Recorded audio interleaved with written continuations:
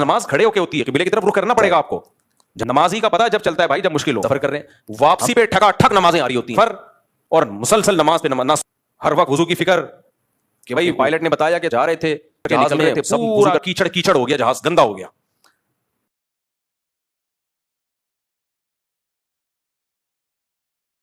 یہ سارے میں ان اسکالرز کے خلاف بات کر رہا ہوں جو اباحت پسندی کی طرف جا رہے ہیں. یہ بھی جائز ہے وہ بھی جائز ہے, بھائی آسان مت بناؤ دین کو اپنی طرف سے. جتنا اللہ نے آسانی رکھی ہے وہ ٹھیک ہے, جو اللہ نے نہیں رکھی وہ ٹھیک نہیں ہے. آپ دیکھو ٹرینوں میں لوگ بیٹھے بیٹھے نماز پڑھ رہے ہیں, ان سے بولو بھائی کھڑے ہو کے نماز پڑھو, کہتے ہیں اسلام میں آسانی ہے اتنی جتنی اللہ نے دی ہے. فرض نماز کھڑے ہو کے ہوتی ہے, قبلے کی طرف رخ کرنا پڑے گا آپ کو. جہازوں میں نمازیں چھوڑ رہے ہیں, بھائی سفر ہے, بھائی چھوڑنے کی کہاں اجازت ہے, میدان جنگ میں اجازت نہیں ہے تو جہاز میں کہاں سے اجازت ہو گئی. تو ہر آدمی کا اخپل طریقے سے, اب جہاں مشکل ہو نا وہاں نماز پڑھنے کا مزہ ہے. نمازی کا پتہ جب چلتا ہے بھائی جب مشکل ہو. ہم جب کینیڈا امریکہ کا سفر ہوتا ہے نا, جاتے ہوئے ایک آدھ نماز آتی ہے, کیونکہ جس سمت میں سورج چل رہا ہے اسی سمت میں ہم سفر کر رہے ہیں. واپسی پہ ٹھکا ٹھک نمازیں آ رہی ہوتی ہیں. 18-20 گھنٹے کا سفر اور مسلسل نماز پہ نہ سو سکتے ہیں, ہر وقت وضو کی فکر کہ بھائی جہازوں کے واش روم میں وضو کرنا بھی آسان نہیں ہوتا. پھر میرا ایک معمول ہے, آپ کا کبھی جہاز کا سفر ہو یہ پلے باندھ لو, جہازوں میں جب آپ وضو کرتے ہو نا واش روم میں جا کے, نیچے گیلا بہت ہو جاتا ہے. نمازی لوگ کیا کرتے ہیں, وضو کر کر کے نکلتے رہتے ہیں اور کیچڑ اور تالاب بنا دیتے ہیں. ایک پائلٹ نے بتایا کہ جا رہے تھے جہاز میں, سب وضو کر کر کے نکل رہے تھے, پورا کیچڑ کیچڑ ہو گیا, جہاز گندا ہو گیا. تو تبلیغی اکابر کی طرف سے یہ ہدایات نہیں ہے. تو اس میں کیا کرنا ہے بھائی, وضو ایئرپورٹ پہ کر لیں. آپ کہاں کر لیں وضو؟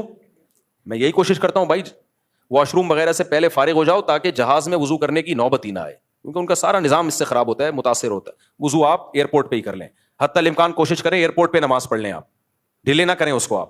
اور اگر پھر بھی مجبوراً وضو کرنا پڑ جائے جہاز میں, تو میں کیا کرتا ہوں, میرا معمول ہے کم سے کم پانی استعمال کیا, جو نیچے گرائے کہتے ہوئے تھوڑا عجیب سا لگ رہا ہے لیکن یہ کیا کرو, ٹیشو سے لے کے اپنے ہاتھ سے پورا میں نیچے کا فرش صاف کرتا ہوں, تاکہ ایسا نہ ہو جہاز کا جو عملہ ہے وہ بولیں کہ یار نمازیوں کی وجہ سے ہماری ساری سروس کیا ہو جاتی ہے, خراب. کیونکہ کچھ نہ کچھ چھینٹیں نیچے پڑیں گی, اور نئے آنے والے کو تکلیف ہوگی, کیا کیچڑ بنا کے چلے گئے مولانا صاحب.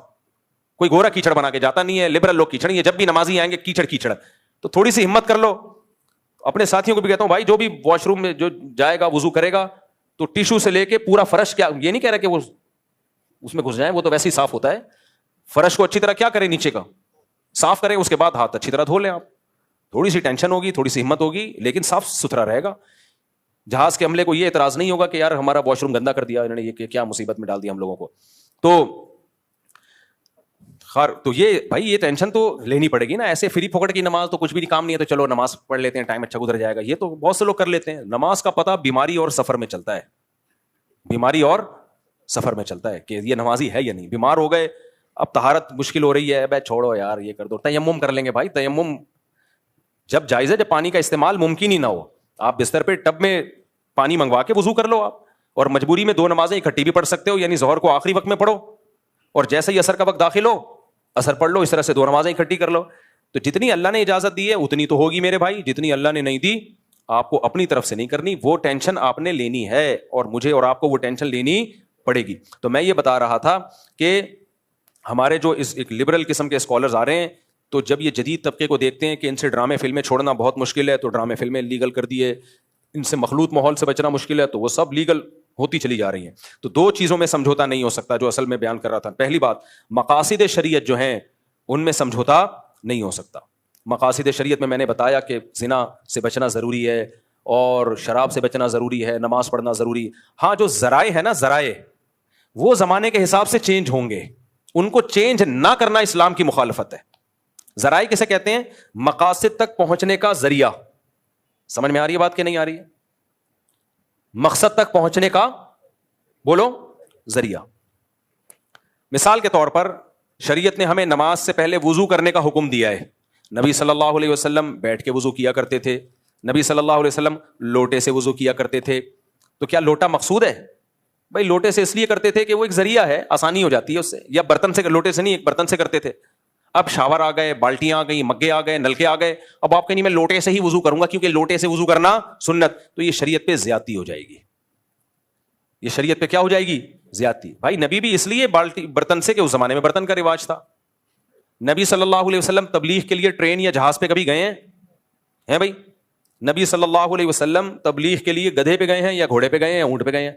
اب آپ کہو کہ میں بھی تبلیغ کے لیے جاؤں گا، امریکہ جماعت جائے گی گدھوں پہ بیٹھ کے، تو کیا خیال ہے بھائی؟ پہنچ جائے گی وہ جماعت؟ وہ نہیں پہنچے گی. گدھے پہنچ جائیں گے، ہو سکتا ہے، وہ نہیں پہنچ پائے گی. تو بھائی گدھا مقصد تھوڑی ہے، ذریعہ مقصد ہے. مولانا ابو الحسن علی ندوی رحمۃ اللہ علیہ بہت ہی زیرک خاندانی عالم گزرے ہیں، بہت دور اندیش عالم تھے.